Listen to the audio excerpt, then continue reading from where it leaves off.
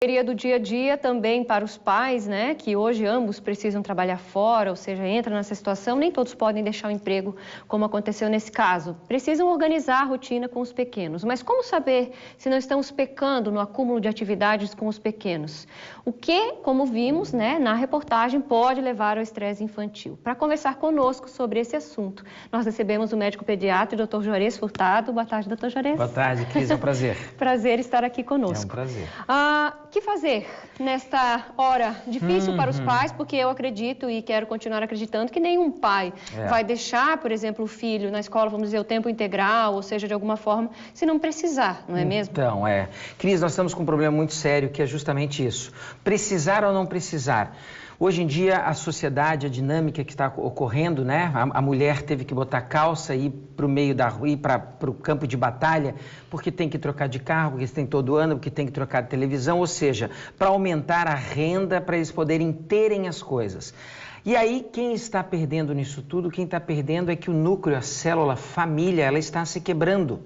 E aí a gente está terceirizando essa criança, como essa mãe colocou, na escola, onde passa muitas vezes um período desde a creche, desde a época em que é bebê ainda, em que tem 3, 4, 5 anos de idade, o dia inteiro nessa creche. Num momento em que ela precisava muito ter a mãe por perto, porque a mãe vai dar para ela muitas questões, principalmente uma questão muito forte ali, que é a questão da segurança, que é a questão de ela se sentir firme no estar e no ser.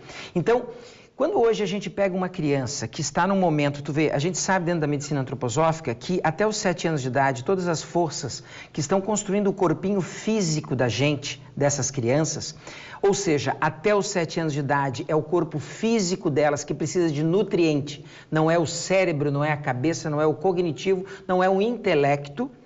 Quando a gente está estimulando quando a gente não faz esse trabalho físico nos primeiros 7 anos de idade, a gente vai ver nos adultos, como eles disseram ali, a gente vê hoje a síndrome metabólica, diabetes, a gente vê todos esses distúrbios do má funcionamento metabólico do corpo que é gerado na infância.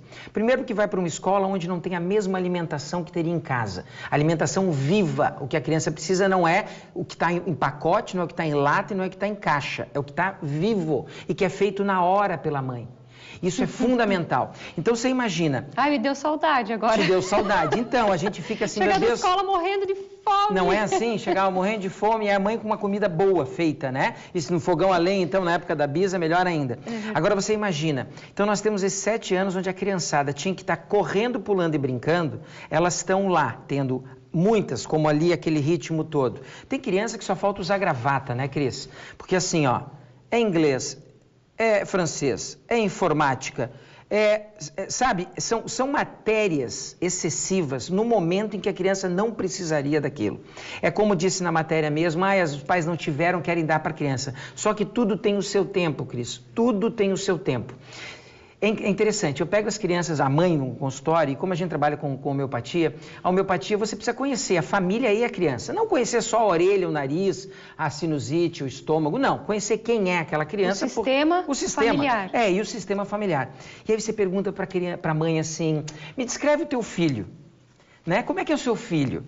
E é interessante, porque nunca perguntaram isso para ela, né? Só perguntam como é que é o nariz dele, como é que é a orelha. Enfim, como é que é o seu filho? Aí a primeira coisa que a mamãe fala é assim, meu filho é inteligente. Poxa, é o que eu acabei de falar. Não é a inteligência o primordial. Nos primeiros 7 anos de vida meu filho é criativo, meu filho é ativo, meu filho é moleque, meu filho brinca manhã, tarde, noite, Juarez, meu filho ri muito, meu filho chega todo dia com roxo em casa. Olha o que eu sei fazer! Olha o que eu sei fazer! É isso, é o que eu sei fazer. Não fazer com caneta, não fazer com intelecto. Então, esse tipo de exercício está faltando. E a criançada, sobrecarregada com tudo isso, entra entra no físico, bate no físico. Se nós que já temos todas as proteções, facilmente pegamos lá uma gastrite, né? Estávamos aqui a conversar. Pegamos uma gastrite, pegamos uma enxaqueca, pegamos doenças assim. Imagina uma criança que nem formada está. Então é fundamental, papai e mamãe têm que entender, criança até os 7 anos de idade. Sabe qual é o melhor horário em que Mas hoje existe muito isso, doutor Juarez. O meu filho com 4 anos já está aprendendo a ler na escolinha. Então. Que lindo! Que meu lindo! Filho... Então, até que ponto tem que saber esse desenvolvimento? Porque hoje, por exemplo, e eu sou sincera, uma escola que não alfabetizar antes dos 7 anos, ela não é considerada pela grande maioria da sociedade como uma boa escola. Mas aí vamos entender que a grande maioria da sociedade caminha de acordo com o que a indústria quer caminhar, gente. Hoje tudo é comandado pelo dinheiro e pela indústria. Então você antecipar 1 ano, 6 anos uma alfabetização de uma criança é mais 1 ano na escola. Você tira essa criança dentro de casa e coloca essa criança mais tempo numa escola. Isso não é interessante. Pra você ter uma ideia, existem várias linhas de pedagogia no mundo e a Waldorf antroposófica é uma das mais assim, concorridas e as das mais interessantes. Nós temos escolinhas nascendo aqui na região, inclusive. É só entrar no Face e digitar. Itajaí, Porto Belo, Balneário Camboriú. Então, interessante. Lá nos Estados Unidos, no Vale do Silício, eu já disse isso aqui uma vez, no Vale do Silício, onde os bambãs da Google, todos que mandam, tá, no Facebook e tal, sabe onde é que é a escola mais concorrida dos filhos desses bambãs? É uma escola Waldorf, no Vale do Silício, onde eles lidam com essa tecnologia. Numa escola Waldorf, a criança até os 9 anos de idade, Cris, ela não toca em nada eletrônico, ela constrói brinquedos, ela não compra pronto uma aventura, ela constrói a aventura. É diferente, o que está faltando hoje. Hoje, se a gente for parar e pegar um adulto num teste de seleção de emprego, a inteligência técnica, qualquer um hoje com a internet consegue aprender qualquer coisa. Agora, o equilíbrio emocional, não. E o equilíbrio emocional, sabe quem dá? É a mamãe do lado dela, fazendo ela dormir, ensinando, dando de comer nesses primeiros momentos de vida. Então, assim, estamos perdendo muito, perdendo para o dinheiro, perdendo para a indústria, que quer que a gente ache que o nosso filho tem que ser inteligente.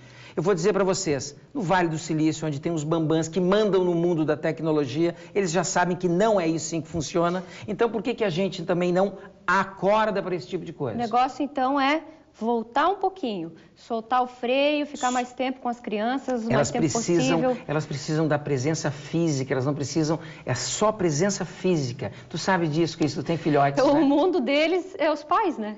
O mundo deles, casa, os pais... É o contato com o mundo. Então, se eles não tiverem uma transição suave com esse mundo, que vamos dizer, né, não pesado, mas pesado que está lá fora, se não tiver alguém firme do lado, se não tiver amor e carinho, não vai dar certo. Lá na frente vai precisar tomar, como ali, de cada 10 crianças, 8. Eu vi na internet a Ritalina, por exemplo, a droga que está deixando muitas crianças incapacitadas para o futuro, para muitas coisas. Incapacitadas. Né? Você usa um primo da cocaína para fazer engessar, né? Tu vê uma sala de aula como essa. Não tem como hoje uma criança que está nos primeiros 7 anos de vida precisando correr e pular, ficar mais do que...